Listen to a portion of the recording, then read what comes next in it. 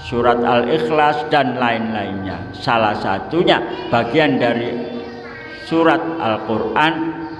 Kemudian gerakan, jadi ucapan dan perbuatan. Gerakan rukuk, nah itu sholat. Bagaimana rukuk?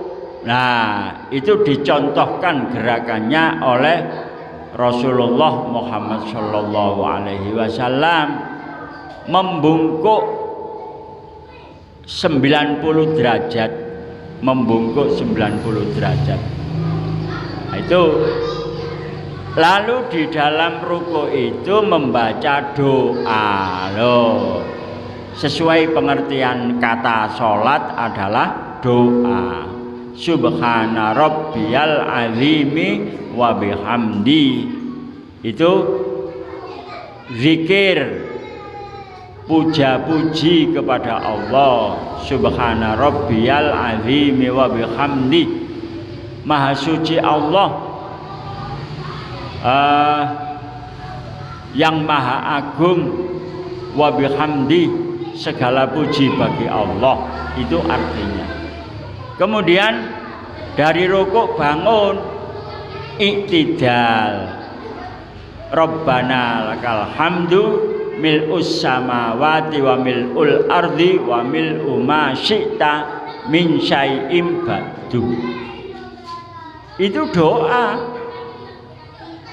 Iktidal doa. Setelah iktidal, gerakan berikutnya adalah sujud. Dalam sujud membaca subhana rabbiyal a'la wa bihamdi. Kemudian dari sujud duduk, kepala dibangunkan dalam posisi duduk yang namanya julus. Rabbighfirli warhamni wajburni warfa'ni warzuqni wahdini wa'afini wa'fu anni.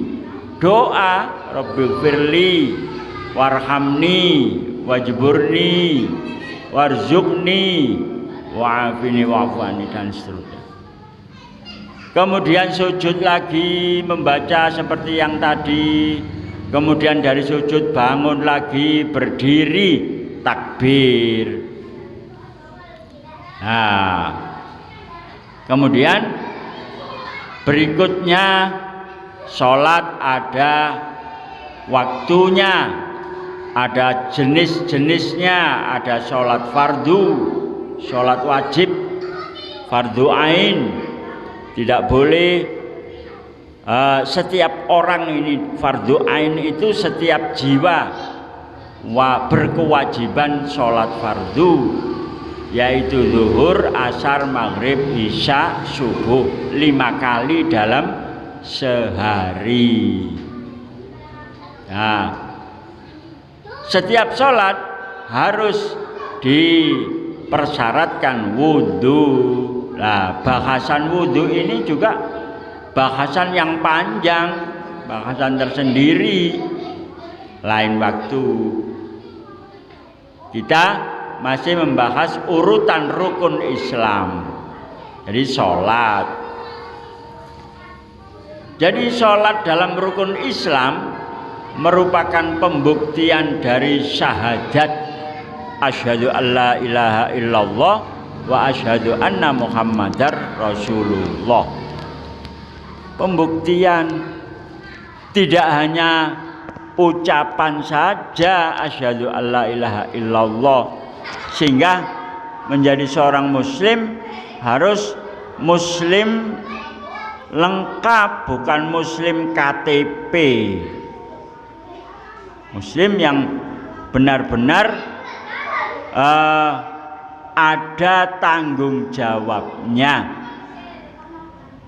Setelah berkomitmen bersaksi dengan syahadat, dibuktikan saya tidak hanya bersaksi saja, tapi juga saya tunjukkan dengan sholat. Nah, itu fungsi sholat dalam rukun Islam. pembuktian atas keimanan syahadat asyhadu an la ilaha illallah wa asyhadu anna muhammadar rasulullah. Salat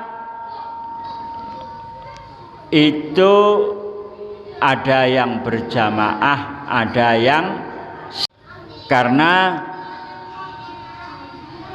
di dalam sholat itu juga mengandung syiar agama Islam. Jadi kalau bersama-sama maka tampaklah syiar agama Islam di tempat tersebut, dan tempat untuk berjamaah yaitu musholla atau masjid. Seperti sholat Jumat. Sholat Jumat itu tidak bisa kalau tidak berjamaah. Jadi harus berjamaah. Sholat hari Idul Fitri, Idul Adha tidak bisa terlaksana dengan sendirian, tidak bisa. Harus bersama-sama. Bahkan ada ketentuannya, sholat Jumat itu boleh dilaksanakan minimal ada jamaah sebanyak 40 orang. Kalau kurang dari itu tidak terlaksana, tidak bisa disebut sholat Jumat. Nah, itu mengandung syiar agama Islam. Kemudian sholat sunnah.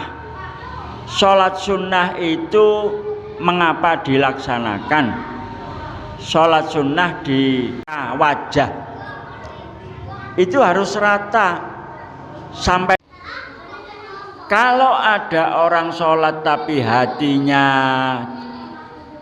kacau, pikirannya kacau, tidak karu-karuan, maka sebaiknya hilangkan dulu kekacauannya itu. Hilangkan dulu.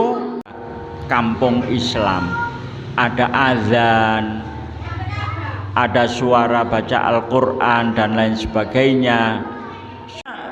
Sholatnya juga tidak bisa khusyuk karena dia tidak syahadat.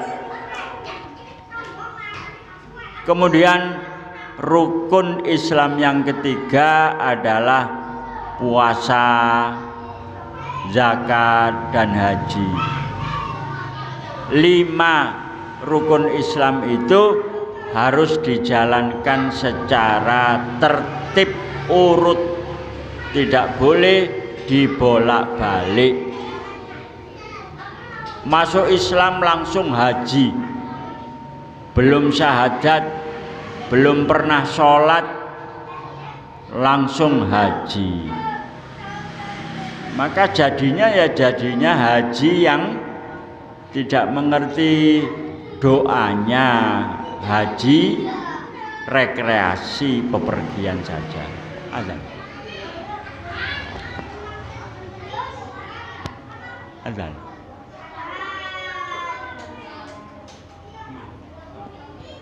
Para jamaah sekalian, mekatan kajian Ramadan sore hari ini, mugi-mugi ilmu ingkang kita pelajari bisa bermanfaat, menambah iman takwa kita kepada Allah Subhanahu wa ta'ala. Kita akhiri ihdinas siratal mustaqim wal afu minkum. Wassalamualaikum warahmatullahi